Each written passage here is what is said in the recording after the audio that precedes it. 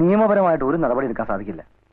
James airport സംഭവവുമായി ബന്ധപ്പെട്ട ആളാണെന്ന് അറിഞ്ഞാൽ ആദ്യം കേസ് വരുന്ന ഹോസ്പിറ്റലിന് നേരെയായിരിക്കും.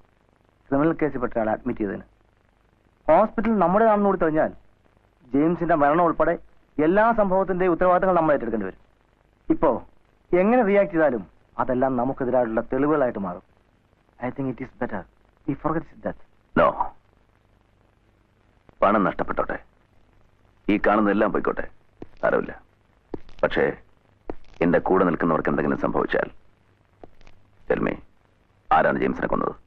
IG.